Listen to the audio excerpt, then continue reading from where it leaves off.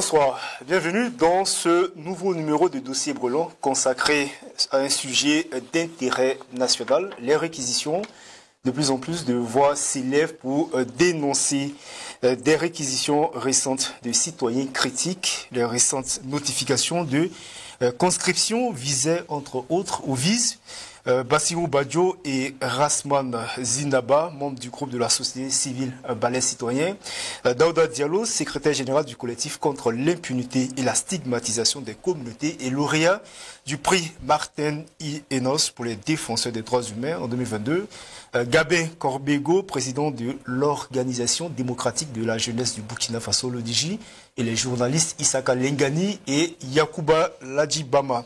Mais avant, il y a eu Aruna Louré, Isaka Ouedraogo, et la liste n'est pas exhaustive. La Confédération générale du travail du Burkina, la CGTB, et des organisations de la société civile ont dénoncé lundi une réquisition massive et ciblée de citoyens en application du décret portant mobilisation générale adopté en avril dernier par les autorités de transition.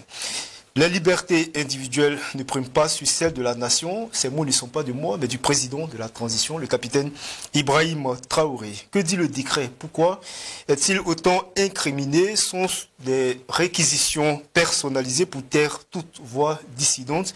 Qu'en est-il du droit international? Est-ce une mesure justifiée ou un trop lourd sacrifice? On en parle dans cette émission ce soir avec deux invités. Je m'en vais vous les présenter. Je vais commencer par Christophe Bado. Bonsoir. Bonsoir. Vous êtes le secrétaire général adjoint du MBDHP, qui est le mouvement burkinabé des droits de l'homme et des peuples. Et vous êtes juriste. Merci. Voilà. Et votre vis-à-vis, Dr Hyacinthe Ouedraogo, bonsoir. Oui, bonsoir. Enseignant-chercheur à l'université Nazi-Boni de Bobo-Dioulasso. Vous êtes auteur de plusieurs ouvrages, 6, je crois. 6, dont Le rêve burkinabé, une jeunesse révolutionnaire, tome 1 et tome 2. Et vous êtes le coordonnateur national adjoint du RISA, qui est le Rassemblement des intelligences pour la souveraineté d'Afrique. Merci à vous d'avoir répondu à notre invitation. Je précise que vous êtes les deux qu'on a pu justement avoir pour ce plateau. Malheureusement, le contexte et le calendrier de plusieurs personnes que nous avons contactées n'ont pas justement permis d'avoir un plateau à trois comme d'habitude dans cette émission. Et puis on revient justement dans le sujet qui nous intéresse ce soir. Il s'agit des réquisitions. Bien entendu, il aurait été intéressant d'avoir des juristes sur ce plateau pour décortiquer ensemble justement ce décret, son contenu. Mais comme je l'ai dit momentanément, nous avons contacté justement des personnes ressources. Malheureusement, le calendrier, le contexte n'ont pas permis qu'ils soient sur ce plateau. Alors, on précise justement qu'en avril dernier, le gouvernement burkinabé a adopté un décret de mobilisation générale d'une durée d'1 an qui permet à l'État de réquisitionner des jeunes de 18 ans et plus pour lutter contre le terrorisme après avoir instauré et expérimenté l'état d'urgence en vigueur dans 8 des 13 régions du pays depuis 2018. Alors, je vais m'essayer justement une explication globale de ce que c'est que la mobilisation générale et la mise en garde. Après, je vais vous demander votre avis, si vous êtes d'accord ou pas. La mobilisation générale, comme je l'ai précisé tantôt, et la mise en garde permettent à l'exécutif, le gouvernement, de légalement requérir les personnes, les biens et les services, le droit de restreindre les libertés individuelles et collectives telles que la liberté de réunion, de rassemblement, la liberté d'expression et d'opinion dans les proportions compatibles avec l'action des forces de défense et de sécurité. Alors, Christophe Bado, est-ce que vous êtes d'accord avec cette définition de ce qu'est la mobilisation générale et de mise en garde? Oui, j'aimerais d'abord quand même saluer l'initiative de l'émission. Je remercie donc Burkina Info de nous avoir appelé sur ce plateau. Vous m'avez présenté, je suis membre du MBDHP, mais je suis également donc, vous savez que le MBDHP est membre du collectif qui voulait effectivement faire le meeting le 31 octobre qui malheureusement n'a pas pu se tenir. Donc je tenais donc à dire cela et rappeler quand même que le décret portant mobilisation générale et mise en garde est un décret qui a été adopté dans le cadre de la mise en œuvre d'une loi. Donc c'est la loi de 1994 sur l'organisation de la défense générale, de la défense nationale, voilà, et son modificatif de 2005. Donc de ce point de vue, on a pensé effectivement donc, que c'était un décret qui venait permettent effectivement d'avoir les ressources nécessaires pour combattre donc la crise sécuritaire que notre pays vit depuis 2015 et à maintenant. Vous avez pensé, voilà. C'est-à-dire qu'au moment de la prise du décret, en avril, vous avez pensé que c'était juste beaucoup de citoyens effectivement ont salué l'adoption de ces décrets qui allaient permettre effectivement donc à notre pays d'avoir effectivement donc un cadre juridique, de pouvoir mettre en œuvre donc cette loi de 1994 et son modificateur de 2005 et permettre effectivement donc qu'ensemble nous puissions avoir les moyens nécessaires en tout cas pour voilà, sortir de la crise sécuritaire que vit le pays depuis maintenant 2015. Voilà, et vous savez que cette crise-là, naturellement, c'est une crise qui porte un lourd tribut à notre peuple burkinabé parce que depuis les derniers chiffres de mars 2023, nous sommes à plus de 2 millions de déplacés internes. Donc nous sommes à plus de 6 000 écoles fermées à ce jour. Voilà. Donc ça montre quand même que c'est une crise qui est assez aiguë et qui impacte véritablement donc notre peuple. Et de ce point de vue, un décret pour permettre effectivement donc de sortir de cette crise ne peut être que salué. Justement, le ministre de la Défense nationale, le général de brigade maintenant, puisqu'il a été promu général de brigade, avait parlé à l'époque de sursaut national justement au niveau des populations. Voilà pourquoi j'ai dit qu'on a pensé, nous en tout cas à notre niveau, on a pensé qu'au départ, ce qui était visé, c'était vraiment ça. Vous avez pensé. Mais au regard effectivement donc, de l'évolution de la situation, je pense que nous pourrons donc revenir là-dessus. On va revenir là-dessus. Alors, je reviens à vous, docteur Hyacinthe Ouédraogo, pour ce qui est de la définition telle que présentée, enfin telle que définie. Je précise que ça a été défini par des juristes, la mobilisation générale qui permet à l'exécutif, le gouvernement de légalement, j'insiste sur le mot, légalement requérir les personnes, les biens et les services, le droit de restreindre les libertés individuelles et collectives telles que la liberté de réunion, de rassemblement, la liberté d'expression et d'opinion dans les proportions. Et là, j'insiste encore, dans les proportions compatibles avec l'action des FDS. Oui, je crois que c'est comme vous le dites, la mobilisation générale est un moyen juridique qui permet à l'État, parce que dans un État, on sait qu'on ne passera pas chaque fois par des périodes paisibles. Forcément, il va arriver des périodes difficiles. Et la loi telle que conçue, c'est une prédisposition pour que, en cas de crise, en cas de menace, on puisse activer et permettre donc la défense nationale, permettre la participation, au-delà donc de l'engagement militaire, permettre la participation des civils, des citoyens à la défense nationale et aussi passer par des réquisitions, que ce soit donc des biens, des personnes et autres. Donc pour moi, je crois que cette mobilisation générale telle que définie, à mon sens, respecte l'esprit du test. Respecte. Donc, la situation du pays en elle-même commandait justement la prise de ce décret, comme il a relevé. Oui, parce que vu l'impasse sécuritaire, vu la menace qui plane donc sur la nation, comme il a dit depuis 2015, une succession donc de crises, les morts, on n'en a pas finir, les déplacés internes. Donc tout cela, à mon sens, vient justifier le fait qu'à partir d'avril 2023, le gouvernement pense qu'il faut, vu aussi les prédispositions donc, antérieures, comme il a dit depuis 1994 déjà, cette loi était là. Et ensuite 2015, et 2005, il y a eu un modificatif. Je crois que le gouvernement a bien vu, à partir d'avril 2023, de mettre en place donc ce décret pour permettre, comme je l'ai déjà dit, la participation des civils. Déjà, on sait qu'il y a les VDP qui sont là, ça c'est de façon donc volontaire, mais c'est aussi une prédisposition qui permet au gouvernement d'avoir l'initiative d'envoyer des gens, ou en tout cas d'engager les masses populaires donc, dans cette bataille contre l'insécurité. Je pense que les réquisitions aussi concernent les FDS, peut-être qu'on va revenir là-dessus. Je voudrais avoir votre opinion sur justement les restrictions de liberté individuelle et collective, le fait que l'État peut se permettre, le gouvernement peut se permettre justement de restreindre légalement la liberté d'expression et d'opinion, et ce qu'il dit dans les proportions compatibles. Oui, je crois que ça n'a pas posé problème à l'époque. Sinon, on aurait assisté peut-être à des vagues d'indignation depuis que le décret a été voté. Dans le décret même, on voit que l'État, le gouvernement... a été pris en Conseil des ministres. Oui, je crois que depuis que ça a été pris, ça n'a pas posé problème comme il a dit. Et quand on parcourt le décret, on voit qu'il est prévu la restriction donc, des libertés. Bon, pas toutes les libertés, jusqu'à l'atteinte donc aux droits fondamentaux et autres. Donc pour moi, je crois que pour un État en situation de crise, il est inévitable donc qu'on participe à la restriction des libertés. Et le Burkina Faso n'est pas le seul pays qui passe par là. Donc si je vais donner un point de vue simple, je dirais que je pense que c'est normal. Et cela participe aussi donc de la survie de la nation, qu'à un moment donné, une crise amène les autorités compétentes à restreindre les libertés des citoyens. Je crois que même les grandes démocraties, d'où nous avons donc copié le modèle démocratique, il y a des prédispositions qui permettent aux gouvernants, à un moment donné, donc, de restreindre les libertés à tous les niveaux pour permettre donc au pays donc de passer cette période de crise. Alors Christophe Badouri, il a relevé, il dit, lors de la prise de décret jusqu'à peut-être un passé très récent, il n'y avait pas de vague autour justement de ce décret. Qu'est-ce qui a changé en temps? Alors, il faut rappeler certaines choses. Quand on parle de démocratie, c'est vrai que dans ces derniers temps, lorsqu'on parle de démocratie, on ne voit que l'Europe. Et je pense qu'il a même rappelé en disant que d'où nous avons copié le modèle démocratique.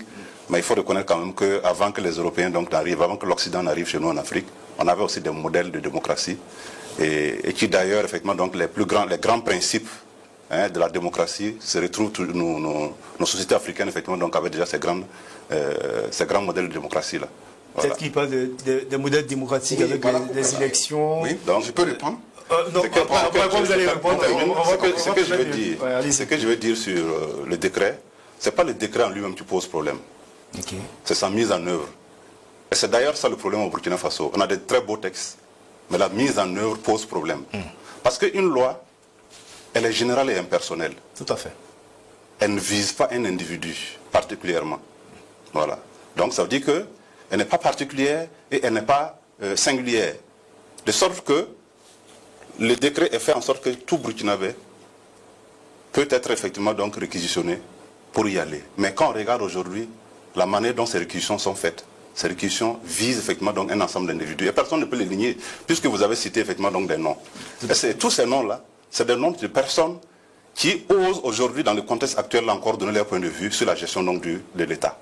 Alors que tout pouvoir des citoyens, ce que vous dites n'empêche pas effectivement donc qu'un citoyen puisse s'exprimer. On dit effectivement donc dans les proportions qui n'empêchent pas effectivement donc, vous avez dû utiliser le terme là, compatibles, les proportions compatibles avec les actions des forces de défense, des forces de défense et de sécurité. Voilà. Donc, mais ça ne veut pas dire qu'on doit à tout va, comme on appelle ça, restreindre donc les libertés démocratiques, restreindre donc les libertés individuelles et collectives. Alors que ce que nous constatons aujourd'hui, c'est que nous sommes sur le plateau, lui et moi, mais moi qui parle aujourd'hui, je risque peut-être d'être réquisitionné, mais lui, non. Et pourquoi donc? Voilà, parce que je suis, comment on appelle ça, représentant du collectif, comme je l'ai dit. Et ce collectif-là a décidé d'organiser une activité le 31 octobre qui a été empêchée. Mais après le 31 octobre, il y a d'autres organisations qui ont organisé des activités. Vous dites que les membres de votre collectif sont visés justement par... Particulièrement visés. Particulièrement visés. Voilà. Vous avez cité Gabin Korbogo de l'ODJ, qui est membre du collectif. Vous avez cité les 2 militants du Balai Citoyen, qui est du collectif. Vous avez cité donc le CISC, avec Daouda Diallo, qui est du CISC également. Et c'est après, effectivement, donc, avoir annoncé donc, la manifestation du 31 octobre que toutes ces personnes-là sont dans les viseurs, effectivement, donc, de ces réquisitions. Et c'est là où nous disons, effectivement, donc, la loi, elle est bien, mais sa mise en œuvre pose problème. Et c'est ça qui est dangereux lorsqu'on fait une loi de cette sorte-là. Ça veut dire que les gens, en prenant donc des décrets, qui est noble, comme je l'ai dit, avaient un petit quelque chose derrière leur esprit. Tous ceux qui oseront parler, tous ceux qui oseront donner un point de vue qui est contraire, effectivement, donc, à ce que nous voulons, nous allons effectivement donc les envoyer au front. Mais est-ce que l'esprit du décret, l'esprit de la lettre n'était pas justement pour l'État central, pour le gouvernement, de se donner les moyens justement de mobiliser toutes les forces au niveau des populations, les services, les biens, justement pour aller justement dans cette guerre contre le terrorisme? L'idée c'est ça, mais l'application montre autre chose. De sorte que même dans l'application, c'est une application aveugle qui ne vise même plus souvent les dispositions du décret. Voilà le décret qui est là. Quand vous prenez son article 5, qu'est-ce qu'il dit? C'est vrai qu'il a mis l'accent sur les civils et autres, mais ça vise d'abord, quand vous prenez le premier tiret, c'est la FDS. Les forces de défense et de sécurité sont concernés par la présente mobilisation générale les membres des forces de défense et de sécurité. Deuxièmement, les membres de forces de défense et de sécurité en position de non-activité. Et c'est en troisième position que vient les jeunes. Je précise bien, les jeunes gens de 18 ans ou plus, non membres des forces armées nationales, physiquement aptes, appelés à s'enrôler selon les besoins exprimés par les autorités compétentes. La jeunesse au Burkina Faso, c'est quel âge? C'est vrai qu'ils ont précisé 18 ans et plus. Mais quand on prend les documents du ministère de la Justice, la jeunesse est limitée, la limite c'est 35 ans, 37 ans. Regardez aujourd'hui les vieux qui sont réquisitionnés au nom donc de ces décrets-là. Vous pensez à Issa Kalengani? À Issa Kalengani par exemple, à Dr Ablassé Ouedraogo. Et même nous qui sommes là, moi je n'ai pas... Alors Ablassé qui a produit un communiqué qui dit qu'il n'a reçu aucune notification pour le moment. Voilà. Et qui n'est nullement concédé justement par cette réquisition. On va revenir. Okay. Alors, j'ai beaucoup à dire si ça le temps permet. D'abord sur l'esprit de la lettre. Il faut qu'on aille crescendo pour que ceux qui nous regardent, pour que les téléspectateurs comprennent pourquoi la loi a été adoptée, le décret, voilà, le décret de mobilisation générale et de mise en garde. Et puis après, on va revenir justement sur l'impact que ça a sur les libertés individuelles. Est-ce que c'est de bonne guerre ou c'est un lourd tribut à payer? Ok, mais je peux d'abord réagir sur la question de la démocratie et autres avant. Très rapidement, on va revenir dans le sinon, sujet. c'est comme il le dit, je n'ai pas dit que la démocratie, l'Afrique n'a pas connu de démocratie. Mais moi, je reproche à l'Afrique de ne pas vivre son modèle démocratique. Et que, voilà pourquoi j'ai dit que l'Afrique a copié, et très mal copié, le modèle démocratique occidental. Et c'est ça qui crée donc les dérives aujourd'hui. Sinon aujourd'hui, si on allait appliquer la démocratie africaine telle que nous l'avons connue de par le passé, on ne parlerait pas donc de plusieurs points donc des droits de l'homme que nous avons aujourd'hui, qui n'ont rien à voir avec le contexte africain. Rien que par exemple, le droit de l'enfant. Tel qu'on nous le montre aujourd'hui, on ne doit pas toucher à l'enfant est un dieu. Ça, c'est pas la culture africaine. Donc, je pense que la démocratie, telle que définie... Vous dites que, bon, enfin, c'est vrai que c'est une ouverture très lâche que vous êtes en train de faire. Oui. C'est malheureusement Et il y a assez de points qui prouvent qu'aujourd'hui, la démocratie est même la cause principale de la malgouvernance en Afrique. Et je ne suis pas le seul à le dire. Des intellectuels comme Laurent Gbagbo l'ont dit, Joseph Kizerbo longtemps a parlé donc du mimétisme des Africains. Oui, donc à ce niveau, donc peut-être je ne vais pas m'attarder dessus, comme ce n'est pas le sujet du jour. Maintenant, si on revient à l'esprit du test, moi je pense que jusqu'à preuve de contraire, ce qu'il dit est pour moi une interprétation et une forme de spéculation. Moi je veux qu'on me montre les preuves factuelles qui statue que les réquisitions ne sont pas légales, ou en tout cas, c'est des réquisitions ciblées, et d'autres même parlent de réquisitions arbitraires et autres. Je pense que personne ne peut cautionner l'arbitraire.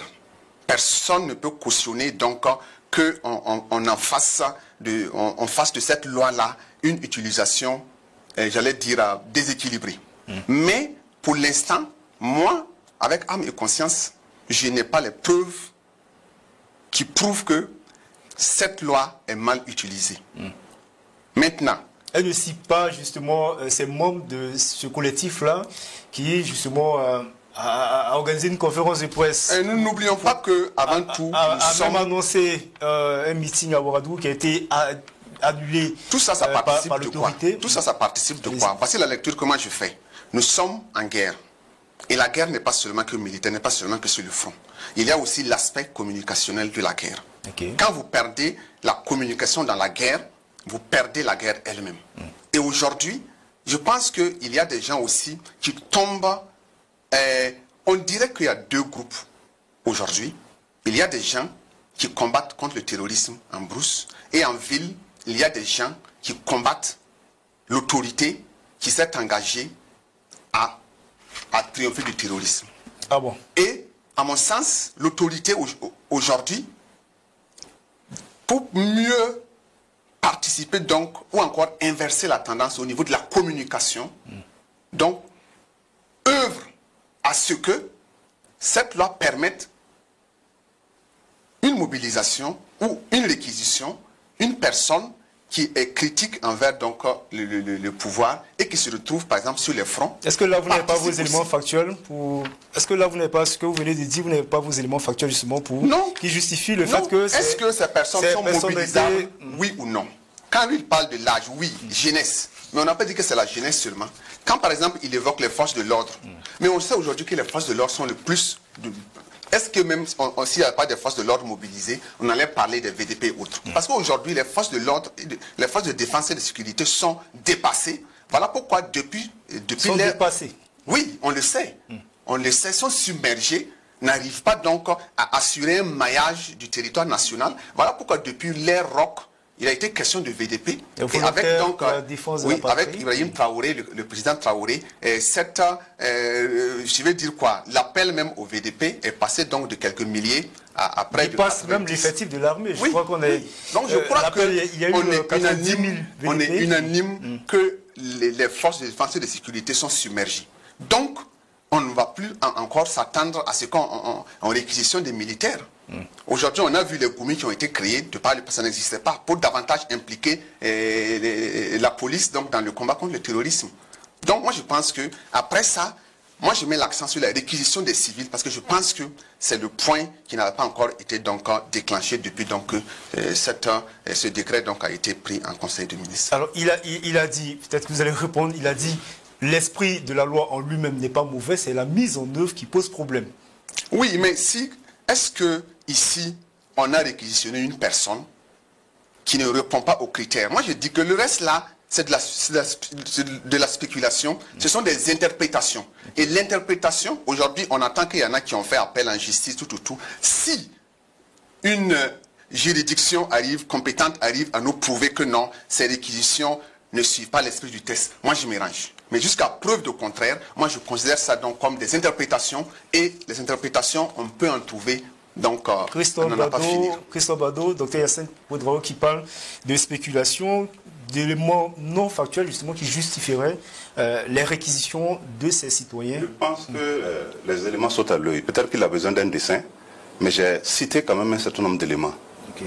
Ces éléments-là, si vous voulez que je revienne là-dessus, c'est que c'est après le 31 octobre qu'un certain nombre de personnes qu'on vient de citer ont été réquisitionnées. Des personnes qui avaient annoncé un meeting. Ces meetings, on a vu le lever de bouclier contre ces meetings-là. Ces personnes ont même été chez le Moronaba, où il y avait les autorités morales religieuses qui ont demandé effectivement donc à ce qu'on puisse suspendre donc les meetings et autres. Okay. Voilà. Ils ont, de façon responsable, pris la décision, effectivement, donc, de suspendre le meeting. Mais c'est après ce meeting de 6 octobre-là que la plupart des membres de ce collectif-là sont réquisitionnés. Donc c'est quand même clair, assez... Le timing... Voilà, les timings et autres, là, montrent clairement que c'est des gens qu'on veut taire. Et je pense que lui-même, il s'est trahi dans sa manière de parler en disant que des gens qui sont critiques. Non, ça veut dire qu'aujourd'hui, c'est des gens qui sont critiques qu'on est en train de réquisitionner pour envoyer au front. Montrez-moi, dans tous les cas, l'émission enregistrée, on pourra toujours revenir donc là-dessus. Oui, il va finir, peut-être que vous allez réagir là-dessus. Est-ce que dans le texte, vous avez vu à quelque part que c'est des personnes critiques qu'il faut réquisitionner? Ce n'est pas écrit.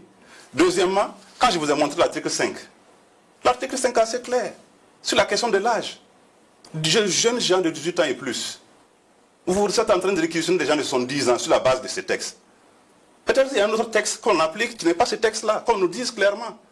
Mais l'objectif aujourd'hui, c'est clair.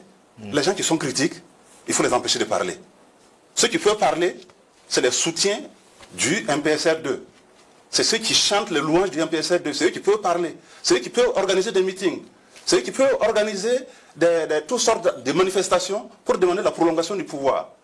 C'est eux qui peuvent organiser tout ce qu'ils veulent pour demander la modification de la Constitution et tous. Tous ceux qui ont une voix contraire aujourd'hui, il faut qu'on les envoie. Alors, c'est ça qui est dangereux. Ma question, c'est peut-être que vous allez y répondre. Yassine Ouedraogo et Christophe Bado. Est-ce que vous avez souvenance, depuis la prise de ce décret, que le gouvernement, le ministère de la Défense, a réquisitionné des personnes qui sont critiques ou ne sont pas critiques, justement, de la gestion du pouvoir? En dehors des noms qui sont connus, qui sont communiqués ça et là.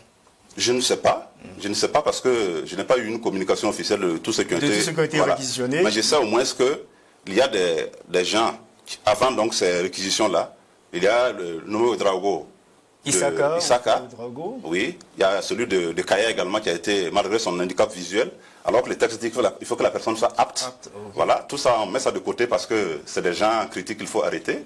Et voilà, il faut les empêcher de parler. Il y a Louré qui a été par la suite envoyé au front. Oui, pour 1 mois. Après, ça a été renouvelé, qui doit faire 3 mois. Voilà un peu le profil des gens qu'on voit aujourd'hui qui sont réquisitionnés et qui ne rentrent pas du tout dans l'esprit ni dans la lettre effectivement donc de cette réquisition-là. Et il a rappelé aussi la question des VDP, que nous saluons. Hein. Ça veut dire qu'on tente par moment dans la communication de nous opposer aux VDP et aux FDS qui sont au front. Parce que dès que vous menez le débat, il y a des gens qui sont au front, vous ne devez pas parler. Alors qu'en tant que citoyens, les propositions que nous faisons, les manifestations que nous faisons pour attirer donc l'attention du gouvernement, permettent effectivement donc au gouvernement d'améliorer sa gouvernance et du coup d'améliorer effectivement donc les conditions de vie et de travail de ces personnes qui sont engagées au front. Et c'est clair. C'est ça aussi notre rôle de contre-pouvoir. On va revenir sur la communication, sur le rôle de contre-pouvoir que vous annonciez. Je reprends la question. Est-ce que vous avez souvenance, est-ce que vous avez connaissance, pardon, pas souvenance, connaissance des personnes qui sont dans les rangs? Je veux dire, comme vous l'avez dit, qui ne découragent pas les forces combattantes sur le terrain et qui ont été réquisitionnées pour aller au front, ou si vous voulez les turiférer justement du régime en place.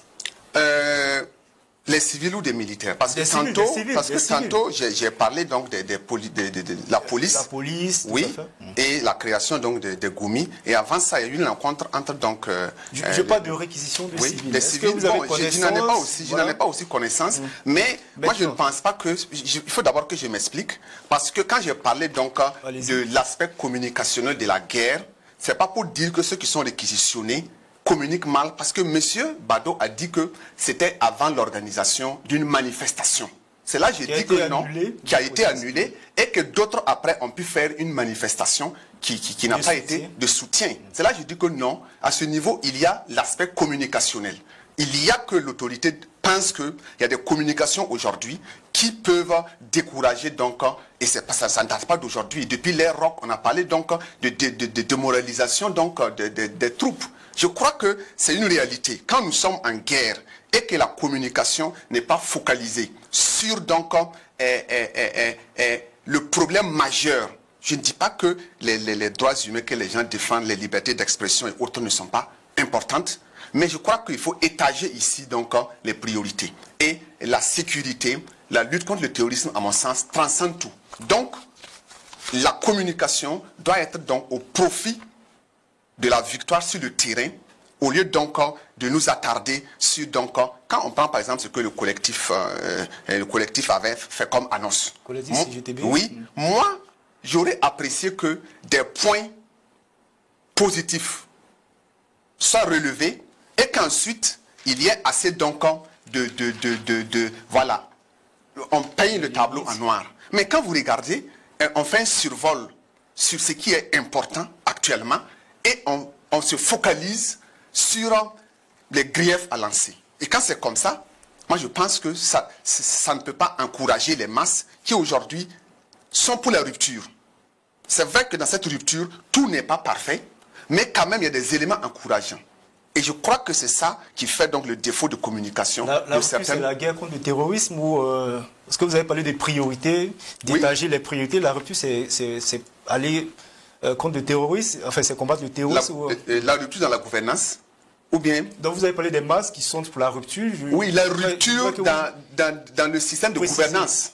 Aujourd'hui, les masses trouvent que les régimes passés, que ce soit donc le régime CDP, le régime MPP, ne s'inscrivaient pas dans une logique de politique qui encourage donc le développement, qui encourage donc le triomphe sur l'impérialisme et autres. C'est de ça que je veux parler quand je parle donc de rupture. Ok. Alors, peut-être que, avant de vous laisser parler, on va parler des profils, comme il a relevé, des profils de ceux qui sont réquisitionnés. Depuis Isaka Ouedraogo, je crois, celui de Kaya, il y a aussi celui qu'on a surnommé Rasta, je ne connais pas bien son nom, désolé. Et il y a eu aussi cette dizaine de citoyens qui sont, dont j'ai annoncé en début d'émission, Zinaba Rasman, Bassirou Badjo, Ladi Bama, Isaka Lengani, pour ne citer que ces gens. Est-ce que le profil justement de ces gens qui sont pour la plupart critiques vis-à-vis justement du pouvoir et qui sont réquisitionnés, est-ce que ça n'ajoute pas justement de l'eau au moulin de ceux qui disent que le pouvoir veut taire toutes les voix discordantes. Ce sont des réquisitions arbitraires, sanctions. C'est une question d'interprétation. Et à mon sens... Vous y voyez là une question d'interprétation. Moi, je pense que c'est une question d'interprétation et que rien ne prouve. Par exemple, il a dit en début d'émission, ce que moi je n'ai pas apprécié, que lui, il risque, après l'émission, d'être réquisitionné. Et moi, non. D'abord, ce que je vais dire, moi, je ne prends pas la réquisition comme une sanction. Si tel est le cas, c'est que les forces de l'ordre qui sont sur le terrain, c'est que les VDP qui s'engagent sont en train d'être sanctionnés. Moi, je ne crois pas. Moi, je ne pense pas aujourd'hui que être réquisitionné pour aller au front est une sanction. Pour moi, c'est aussi une opportunité. Aujourd'hui, si après l'émission, moi, je dois donc être réquisitionné pour le front, j'irai. Et je le ferai donc avec honneur.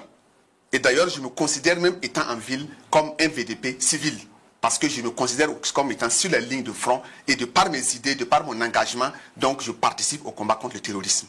Donc je vais d'abord dire que aller donc être réquisitionné n'est pas une sanction. Ceux qui parlent de réquisition sanction, de réquisition ciblée, je crois que cela même porte atteinte même à l'image et à l'honneur même de nos combattants qui vivent ou de ceux qui sont tombés, comme c'était une forme de malédiction. Dans les conditions telles que ces réquisitions sont formulées, ce n'est pas comme vous le dites. Et si aujourd'hui quelqu'un me dit que ces réquisitions sont ciblées, c'est son point de vue.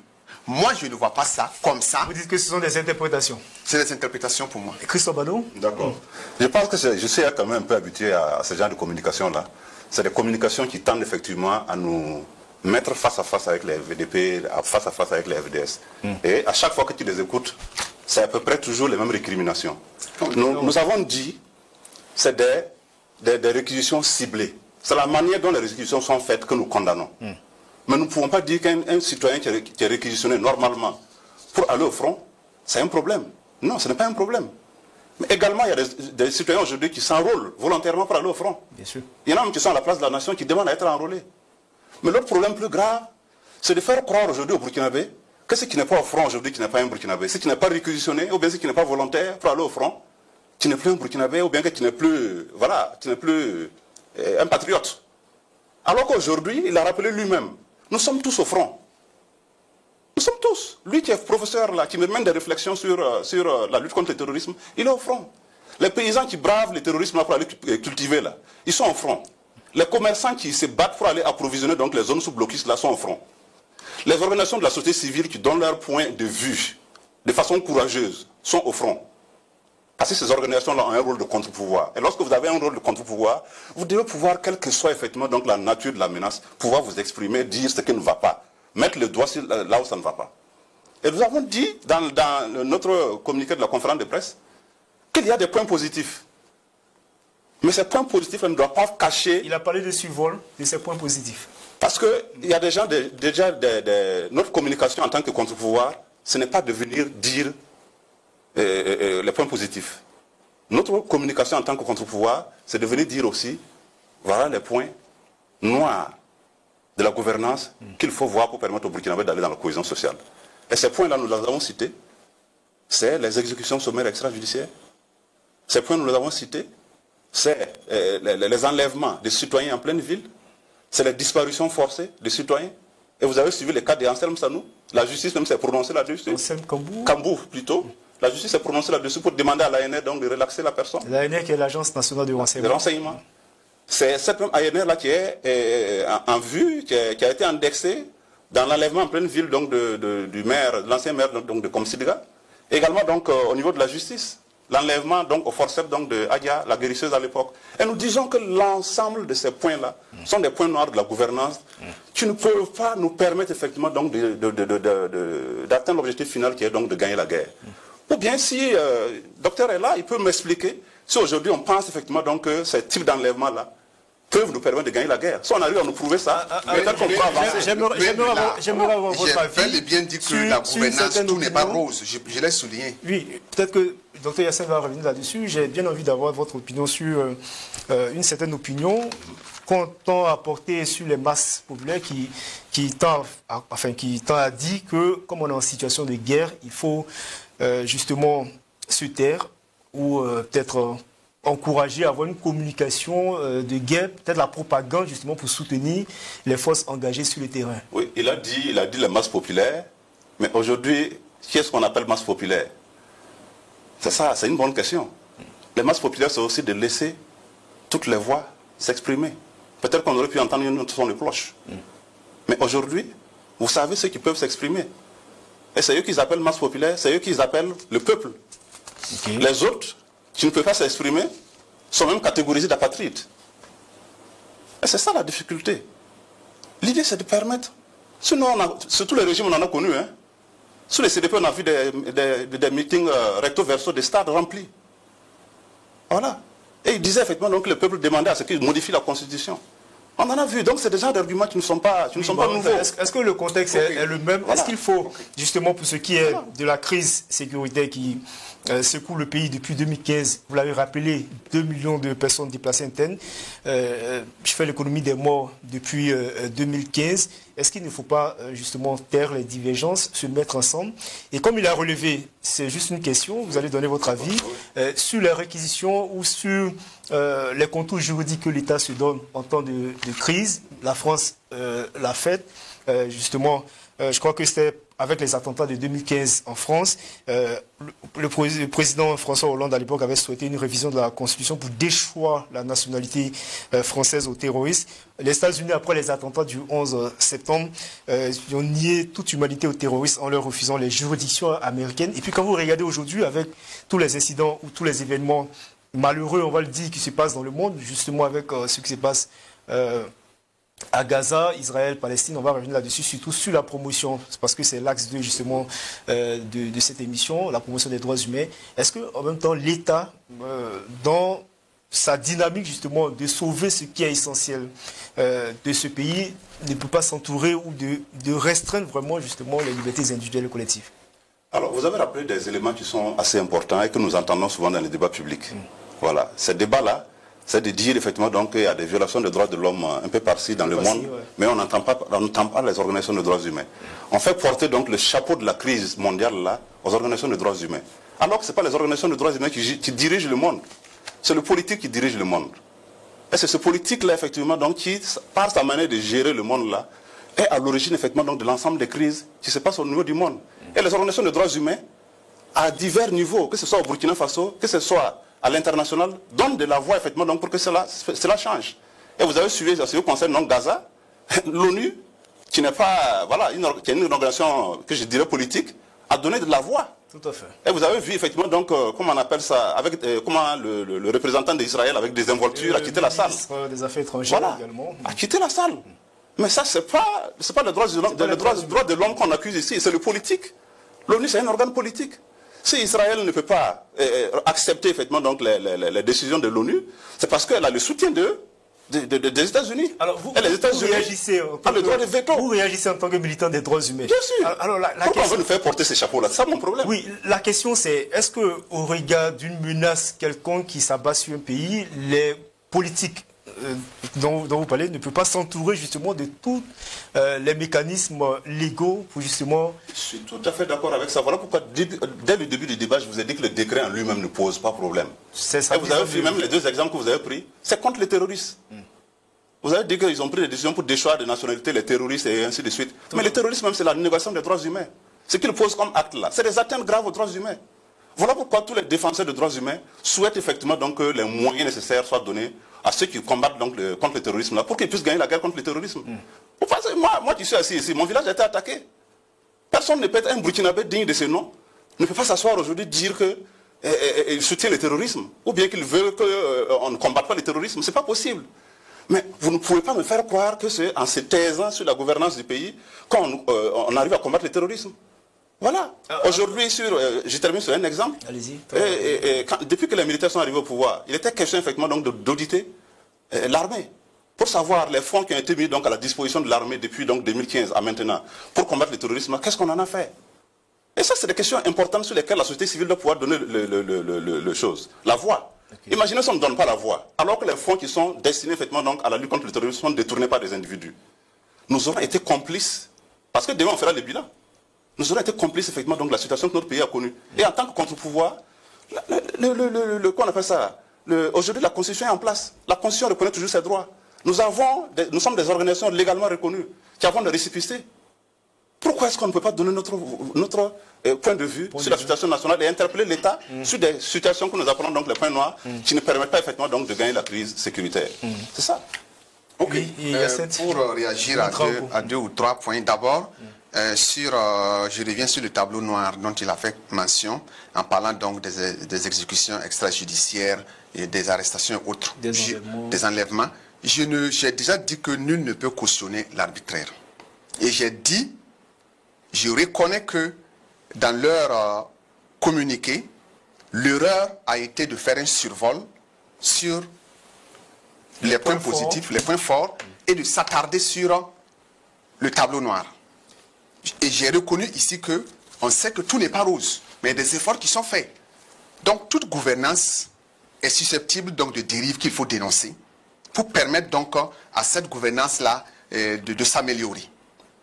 Petite question avant que vous continuez. Est-ce que vous, en tant que RISA, le réseau des intelligences et rassemblement des intelligences, est-ce que vous interpellez le gouvernement sur les dérives?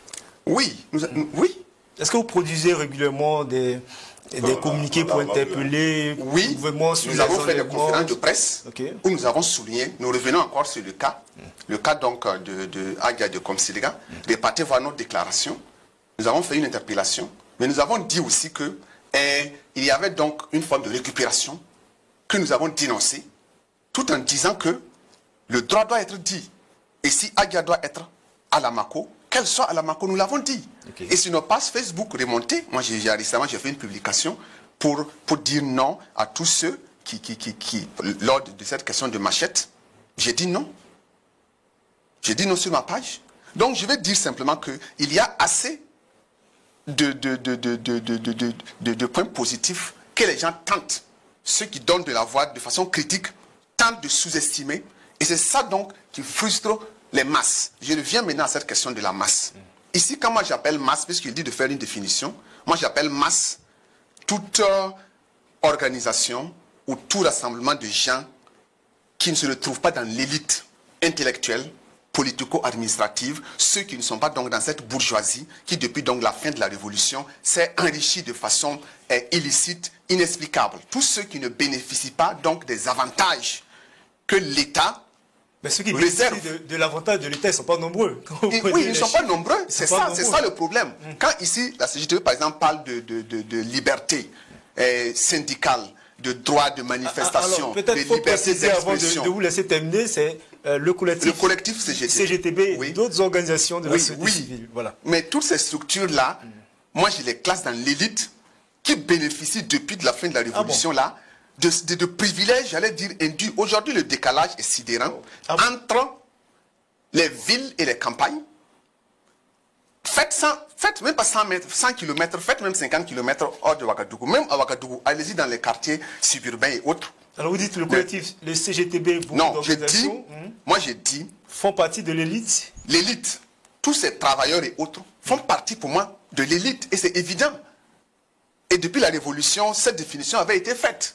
Tous ceux qui peuvent déjà s'organiser aujourd'hui pour parler donc toutes ces structures qui se retrouvent dans le collectif CGTB défendent. C'est vrai, dans leur ligne de défense, souvent, il y a des points qui intéressent le peuple, mais à 90%, c'est orienté sur les intérêts d'une élite, on le sait. Quand on fait quand on organise des grèves, on réclame, aujourd'hui, si des gens réclament la liberté d'expression, est-ce pour une élite ou est-ce pour la masse? Je me pose la question. Qu'est-ce que le paysan qui est au village a à voir si on lui pose la... Par exemple, aujourd'hui, je prends l'exemple. Ceux qui refusent d'aller au front. Ceux qui refusent d'aller au front, aujourd'hui, ce débat... Les réquisitionnés. Le débat qui est fait aujourd'hui, entre c'est légal, c'est pas légal. En quoi ça intéresse les citoyens lambda? Les citoyens lambda veulent que le maximum de gens soient réquisitionnés pour que la paix revienne. Donc aujourd'hui, quand on va aller donc en justice, on va faire ceci ou cela. C'est un débat qui intéresse peu la masse. Donc par là même déjà, on peut comprendre qui est masse, qui est élite. Moi, je me considère comme étant de l'élite parce que l'État me réserve des privilèges que donc la plupart donc, des citoyens burkinabés, les citoyens burkinabés n'ont pas accès. Ça, c'est donc le deuxième point par rapport donc à la définition. Et vous connaissez ces privilèges. Voilà. Oui. Et vous voulez que ça change? Mais il faut que ça change.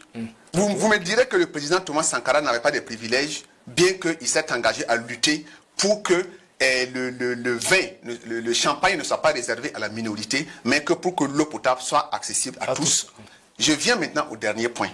Quand il parle donc des structures de droits de l'homme, quand on leur fait porter le chapeau, non, on ne leur fait pas porter le chapeau, mais on leur reproche le fait qu'ils veuillent que nous soyons plus royalistes que le roi, que nous ayons copié une démocratie à des gens, et on veut, en 60 ans d'évolution, une évolution même à reculons souvent, un pas en avant, 2 pas en arrière dans la démocratie, on veut aujourd'hui nous mettre au même diapason que les États-Unis, que la France. Alors que même ces États, malgré donc leur ancrage démocratique, viennent à enfreindre aux règles démocratiques, aux libertés. Donc ce n'est pas nous qui sommes, j'allais dire, des apprentis. C'est pourquoi, enfin, il est là, il va s'expliquer, oui. C'est pourquoi il a fait une différence entre ce qui est le politique et ce qui est des questions des droits humains. Oui, même est-ce qu'il faut justifier justement la violation des droits humains, la perte en vie humaine, malgré le fait qu'on soit dans une crise? Non. Je répète, tous les droits fondamentaux de l'être humain sont sacrés, ils sont à défendre. Okay. Mais on ne me dira pas ici qu'il n'y a pas des droits fondamentaux et des droits secondaires. Je n'ai pas fait le droit, mais c'est ma définition à moi.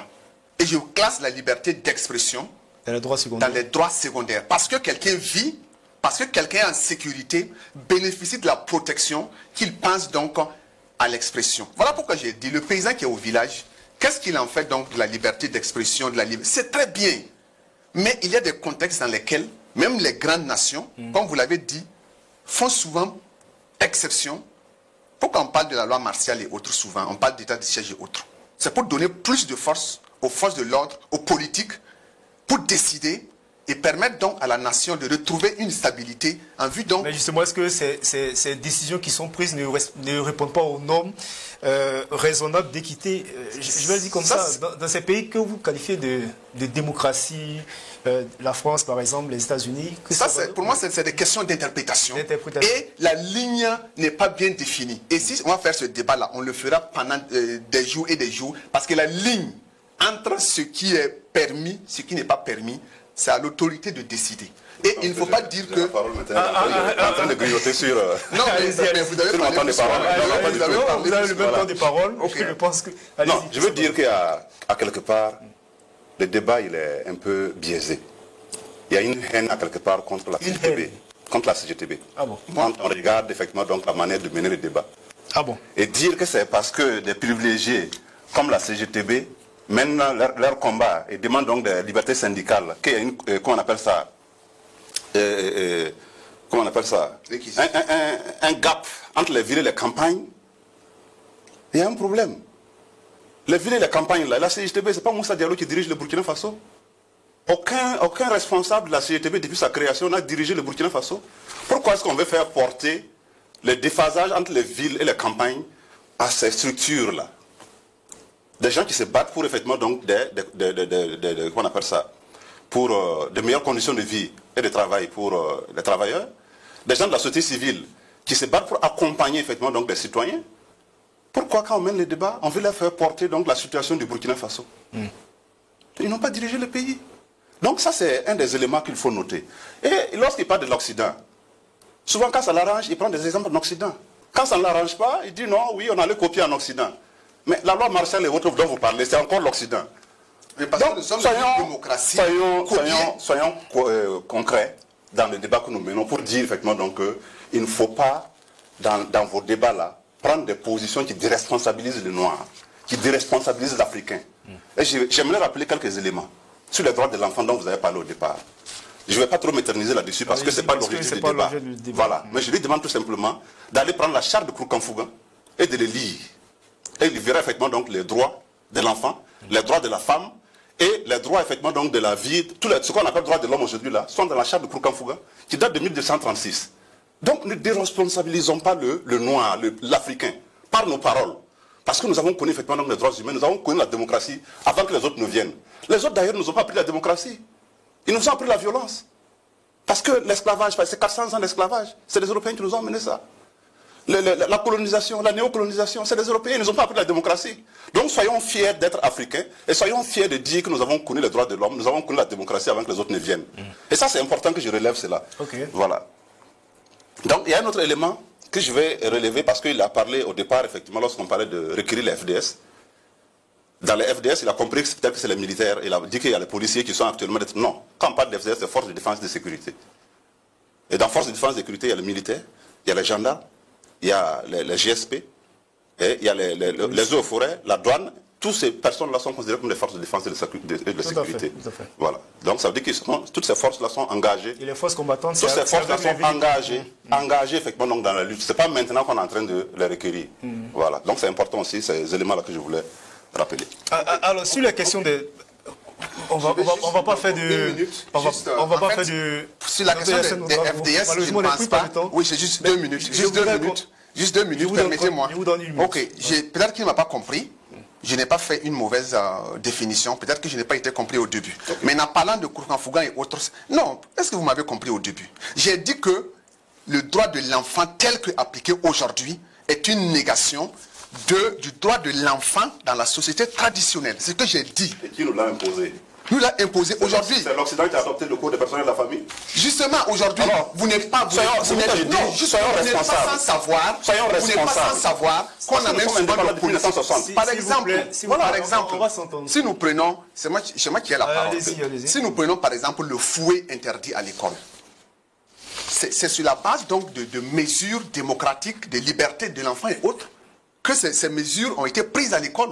Aujourd'hui, 30 ans passés, on pouvait frapper nos enfants. Aujourd'hui, les tests et autres qui ont été mis en place, et ça permet donc à quelqu'un donc de s'en prendre à son enfant pour le corriger, pour le redresser.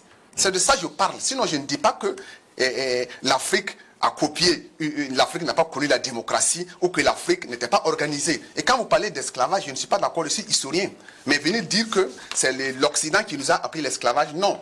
Il faut faire une différence entre l'esclavage qui était pratiqué dans nos sociétés traditionnelles et donc la traite négrière qui a amené donc cette question de violence. Sur la question est épuisée, on va évoluer dans le débat, on va revenir sur le sujet qui nous intéresse, justement sur la question des droits humains en période de guerre. Je vais juste rappeler un rapport des Nations Unies qui dit transiger avec les droits de l'homme serait offrir aux terroristes la victoire qu'ils ne peuvent obtenir par eux-mêmes. Lorsqu'une campagne contre le terrorisme ne respecte pas les droits de l'homme, les terroristes exploitent les violations pour faire des recrues et justifier leurs actions. Alors moi la question que je vais poser c'est pourquoi opposer justement la guerre contre les terroristes à la promotion des droits humains aujourd'hui? Il y a justement cette opinion qui est beaucoup répandue, qui fait croire que, comme on est en période de guerre, on n'a pas besoin justement de promouvoir les droits de l'homme. Qu'est-ce que vous en pensez? Oui, pour moi c'est évident. Parce que une situation de guerre, c'est une situation de risque. Et quand on est en période de guerre, les bavures sont difficilement évitables. Guerre rime avec bavure, qu'on le veuille ou pas. Depuis donc les guerres dans l'histoire, ces choses arrivent toujours. Donc il y a des erreurs qui se glissent. Et vous savez que quand on est en période de paix, c'est seulement les forces de sécurité qui interviennent au niveau donc du territoire national. Les forces, les militaires, et ils sont là pour défendre le territoire. Mais aujourd'hui, les frontières, mais aujourd'hui, les militaires doivent intervenir même parce que l'ennemi n'est plus dehors, l'ennemi n'est pas hors des frontières. L'ennemi a infiltré le territoire. Aujourd'hui, un militaire qui se retrouve par exemple à Falangoutou, qui rencontre un civil, est-il en face d'un Burkinabé normal ou d'un terroriste? Il ne sait pas. Voilà pourquoi le traitement doit être disproportionné. On n'est pas en temps de paix où toute personne qui est à l'intérieur est considérée comme un civil normal ou un Burkinabé. Aujourd'hui, même quand tu es Burkinabé, tu es suspect. Jusqu'à ce qu'on sache, ou en tout cas on établisse les preuves de ton innocence. Ah bon? Tout le Burkinabé alors? Oui. Aujourd'hui, quand on est... Prenons l'exemple. Comme j'ai pris l'exemple de Falangoutou. Un militaire dans un poste de défense, il voit avancer un civil. Est-ce qu'il est déjà sur le qui-vive? Tous les Burkinabés sont suspects, si on oui, comprend. Oui, voilà pourquoi il y a souvent des bavures. Il faut riposter, il faut préserver donc sa vie, il faut maintenir les positions et c'est pas donné à tout le monde. Si bien que les bavures peuvent arriver. Voilà pourquoi. Alors, on va faire une extrapolation. Est-ce que vous comprenez aujourd'hui la position d'Israël sur les bombardements qu'elle opère à Gaza? Il y a de la légitime défense souvent, mais souvent aussi il y a donc de l'exagération. Parce que quand vous prenez la question d'Israël et de la Palestine, c'est une question... On ne va pas refaire l'histoire, mais enfin, sur la question des promotions des droits de l'homme. Oui, je crois que les reproches qui sont faits souvent sont fondés, mais il arrive souvent aussi que pour l'existence même de l'État d'Israël, il arrive aussi souvent qu'il l'a. Parce que quand vous savez aussi que fondamentalement, les États qui entourent Israël ont pour leitmotiv rayer ce pays de la carte du monde. Alors, ils sont dans une légitime défense et souvent cette légitime défense les amène à des réactions disproportionnées, si bien qu'ils tombent aussi dans l'erreur. Christophe Badou, très rapidement. Oui, parce qu'il a dit des choses qui sont assez graves. Dire que dans une guerre, les bavures sont normales. Les bavures ne sont pas normales dans une guerre. J'ai dit sont difficilement évitables. Voilà. C'est ce que j'ai dit. Mais en fait, quand vous dites ça, c'est comme si on est en train à quelque part d'excuser les bavures. Alors que les bavures... Moi, je ne suis pas idéaliste. Moi, je suis réaliste. Je ne sais pas, peut-être qu'ils confondent bavures et dégâts collatéraux. Il y a effectivement des dégâts collatéraux pendant la guerre. Oui, non, je ne parle pas des dégâts collatéraux. Voilà. Je parle donc d'erreurs de frappe. Les bavures sont quelque chose de prémédité. Et c'est ça qui n'est pas bon. C'est pas ce que moi je comprends par bavure. Voilà. Mais les dégâts collatéraux, l'État, en faisant des bombardements, effectivement, donc, peut toucher des civils, peut toucher effectivement donc, des personnes innocentes. Mais quand c'est le cas, l'État tout de suite le reconnaît. Et il y a des mesures qui sont généralement prises pour essayer donc, de dommager les familles qui sont touchées dans ce genre de situation. Mais lorsqu'on parle de bavure, c'est très dangereux. Ça veut dire que, aller par exemple, penser que tel village, il y a beaucoup de terroristes là-bas, donc il faut encercler tout le monde, et puis c'est très prémédité. Et ça, c'est des bavures qu'il ne faut pas accepter. Et nous, au niveau du MBHP, nous avons eu plusieurs rapports sur des cas de bavures que nous avons fait. Le rapport sur Cain Ouro. Nous avons fait un rapport détaillé sur un cas de 60 personnes qui ont été réveillées donc, le matin et tuées devant leur concession. Et nous avons dit toutes ces questions-là. Nous avons suivi Nouna après. Nous avons dit toutes ces questions ne permettent pas de préserver donc, la cohésion sociale. C'est des questions qu'il faut... C'est-à-dire que même en temps de guerre, c'est des choses qu'on ne doit pas transiger avec la question des bavures. Par contre, les dégâts collatéraux, on peut en avoir pendant une guerre. Merci Christophe Badou, merci. Je voulais me prononcer sur Israël. Malheureusement, nous sommes au terme. Un petit mot sur Israël.